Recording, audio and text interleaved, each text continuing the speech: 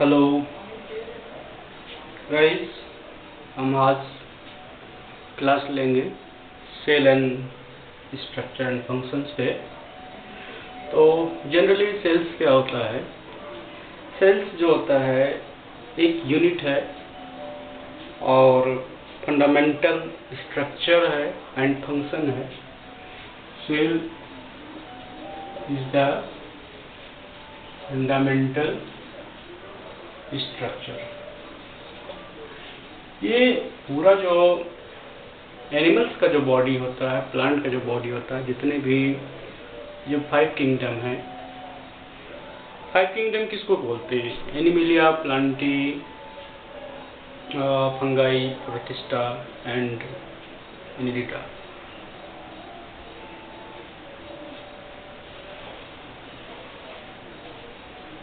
तो ये जो 5 किंगडम हैं, ये जनरली ये सेल ही हैं जो बनते हैं आपस में मिलके। टिश्यू से मिलके बनते हैं ऑर्गन, और ऑर्गन से बनते हैं organ system, then organism. This is the basic we have to study in the cell and its structure. पहली बार इसको जो है सेल को 1665 में रॉबर्ट हुक ने एक कॉर्क टाइप स्ट्रक्चर में देखा था, and it is like the honeycomb structure. And उसको जो है सेल का जो टर्म दिया है इन्होंने, ये सेल का मतलब ही होता है रूम टाइप स्ट्रक्चर। और आप लोगों ने देखा होगा कि जो है हनी, जो मधुमक्खी का जो छत्ता होता है, स्ट्रक्चर कैसा होता है? उसका स्ट्रक्चर कुछ इस टाइप का होता है। तो ये जो है ऐसे ही बढ़ते जाएंगे। ये सब कुछ स्ट्रक्चर इन्होंने, रॉबर्ट हुक साहब ने 1665 में देखा। समझिए? तो ये जो स्ट्रक्चर है, इसको इन्होंने क्या क्या, सेल को क्या कहा? लिटिल रूम कहा। क्या कहा? लिटिल रूम कहा। और यदि हम देखें, जो सेल होता है वो ओनियन पिल मीडियम स्लाइस काट के देखें, तो इसका स्ट्रक्चर कुछ जो है इस टाइप का होता है। स्मॉल स्ट्रक्चर होता है उसमें, ओनियन पिल में, और बीच में जो है कुछ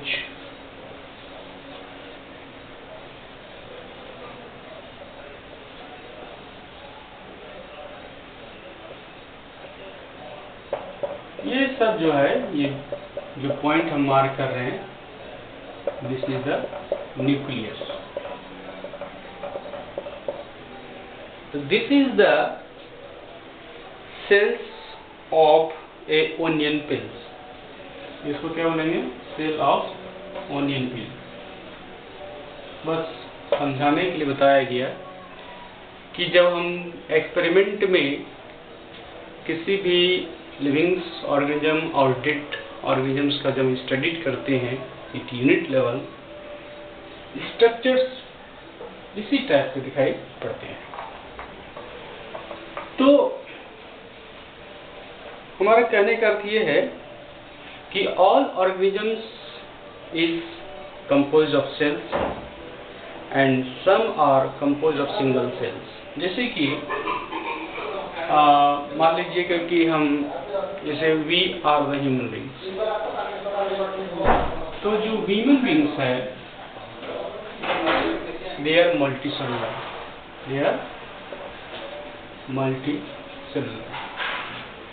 but if we see the bacteria, suppose bacteria, that is the unicellular. So which organisms composed of the single cell, that is called the unicellular, and while others which are composed of many cells, that is called the multicellular. I think आप लोग यहाँ पे concept clear कर लिए होंगे। अब देखिए कि इसकी जो कहानी है कि सेल का जो है, सेल एंड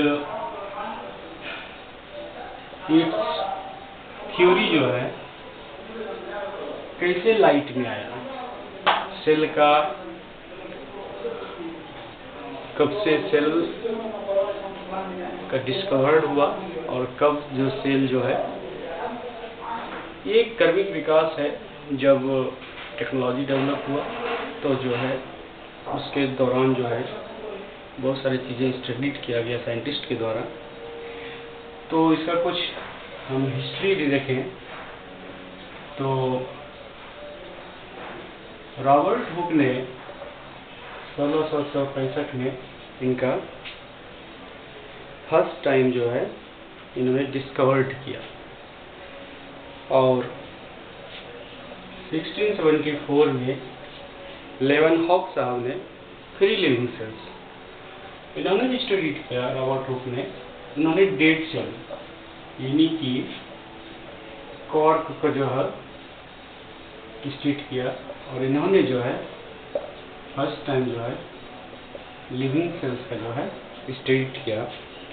और यदि आपको सवाल पूछा जाए एग्जाम में कि who discovered the living cells, so our answer is the Leeuwenhoek. Third is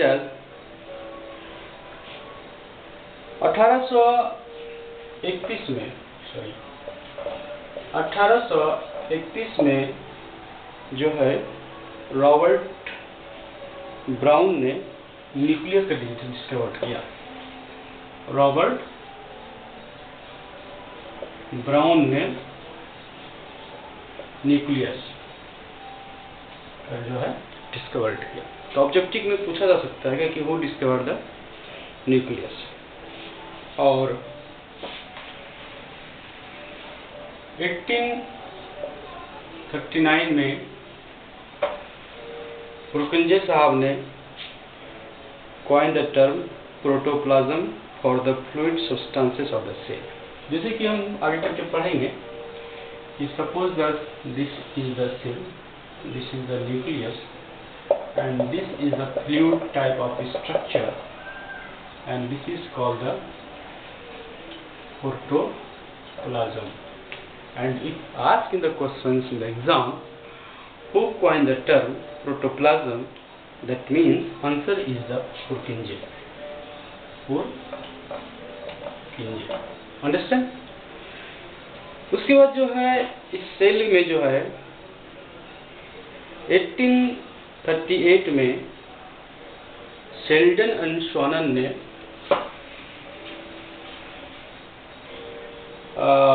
1838 में शेल्डन एंड शॉनन ने एक थ्योरी दिया, and that is called the cell theory. And what is the cell theory? Cell theory क्या है? Cell theory जो है हम देखेंगे आगे कि all living organisms are composed of cells and products of cells, and all cells arise from the pre existing cells. उन्होंने दो टर्म दिया।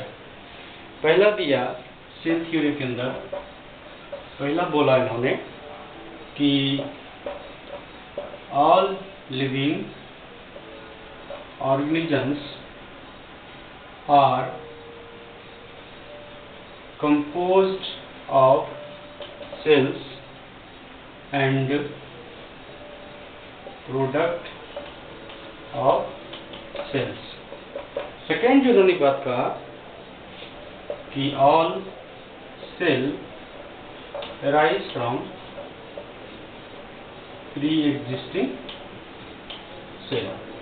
इन्होंने दो टर्म दिया, शेल्डन एंड सोनर ने इन्होंने ये टर्म जो है 1838 में बताया।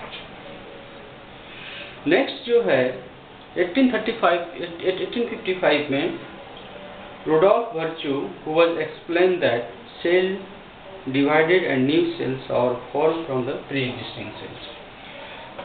तो 1855 में जो है 1855 में Rudolf Virchow साहब ने सेल डिवाइडेड का प्रोसेस जो है बताया कि how the cells are divided. So यहाँ पे भी हम देखें तो सेल जो होता है, cell is the basic unit of life, and without this life is not possible। Either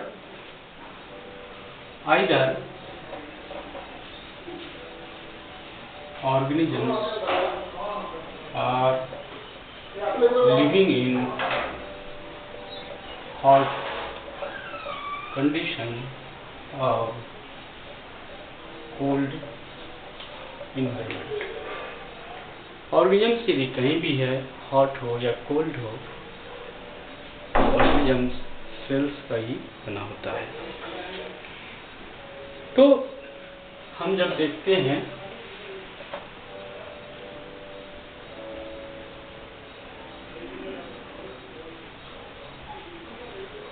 कि सेल का जो है पहली बार रॉबर्ट हुक साहब ने 1665 में स्टडी किया, वो था डेड सेल, यानी कि कॉर्क का स्टडी किया था। लेकिन 1855 आते आते जो है कि how the cell is divided and how it is grow। तो कहने का अर्थ ये है कि रॉबर्ट हुक साहब ने जो देखा था पहली बार सेल को, वो सिंपल माइक्रोस्कोप में देखा था, लेकिन inventions of the complex microscopes, they studied the cells in broad way। so क्या हुआ माइक्रोस्कोप के आने के बाद, क्या हुआ कि the inventions of magnifying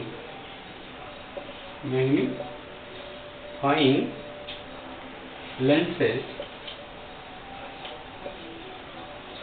lead to discover of complexity of the cell। और आगे हम जाके देखेंगे कि जो सेल है उसके अंदर, suppose that this is the cell, this is the nucleus and so many organelle are inside the cell. जैसे राइबोसोम है, माइटोकॉन्ड्रिया है, ये न्यूक्लियस है। So without the inventions of the complex microscope it is not possible to study the cells. तो basic things आप लोग समझ गए होंगे, जो सेल्स जो है वो क्या है। सो the inventions of magnifying lenses lead to the discovery of the microscopic world, and it is known that single cell may constitute a whole organisms। जैसे हम आपको बताए थे कि हम लोग ह्यूमन बीइंग हैं, और क्या है, हम लोग multi cellular organisms. In contrast to them, bacteria क्या है, यूनिसेलुलर और सिंगल सेल्स ऑर्गेनिज्म है, ठीक है। That is the here differences is that in our body, हमारे बॉडी में क्या होता है कि there are different types of cells. जैसे फॉर एग्जाम्पल लेते हैं, जब बड़े और पढ़ेंगे इसमें RBC है, WBC है, अंडरस्टैंड, ओवम सेल है, स्पर्म सेल है. These are specialized in their functions.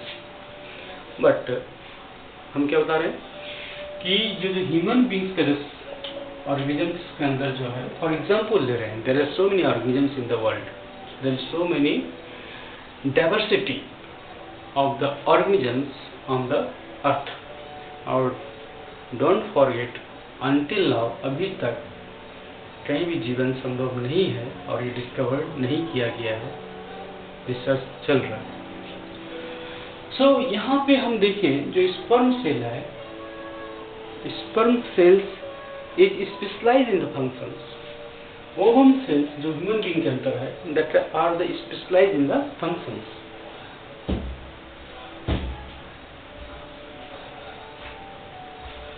In the same way, the RBC are specialized in the functions. But when studied about the bacteria are the single cells. Bacteria क्या है हमारा? Single cells. And these single cells and these bacteria है और ये क्या है? Single cells organisms है, and these are one single cells are specialized of the whole functioning of this organisms. Understand? मैं कहना ये चाह रहा हूँ कि ये जो बैक्टीरिया है ये सिंगल सेल्स ऑर्गेनिजम्स है और ये एक ही सेल जो है पूरी तरीके से एबल है अपनी पूरी बॉडी फंक्शंस करने के लिए. इसका जो बॉडी है ना सिंगल सेल्स बैक्टीरिया का, वो एक ही सेल्स स्पेशलाइज है. फॉर एग्जाम्पल, जैसे मान लीजिए हम लेते हैं कुछ एग्जाम्पल लेते हैं, जैसे क्या है एमोबा, क्या है अमीबा. सेकेंड एग्जाम्पल लेते हैं पारामीशियम. थर्ड एग्जाम्पल लेते हैं Chlamydomonas.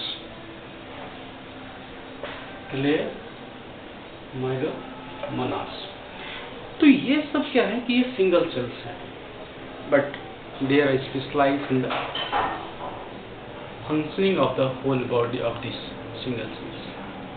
So this is the differences of single cell and multicellular cells. So ये है कि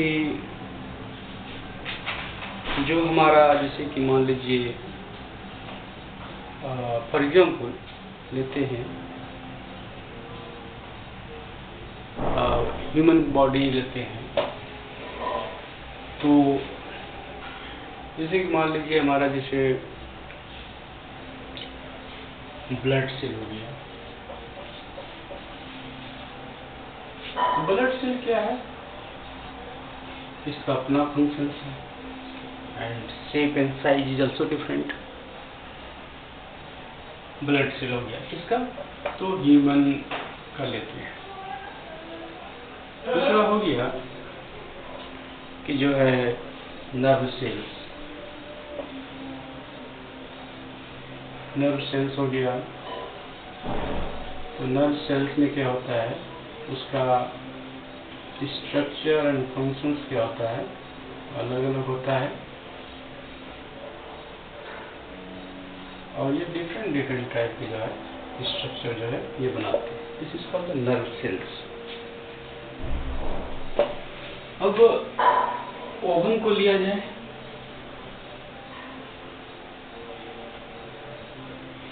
ओवम जो है इसका स्ट्रक्चर क्या होता है? अलग होता है एंड स्मूथ सेल जो होता है इसका स्ट्रक्चर क्या होता है? अलग होता है. So I want to tell you that the multicellular cells have different structure, size and functions, and they are specialized in the each and different functions. But in the single cells, they are specialized single cells for the all functions. That is the basic differences between the single cells organisms and multicellular organisms.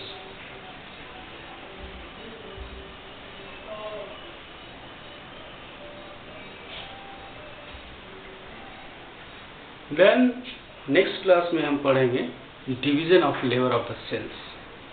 Thank you.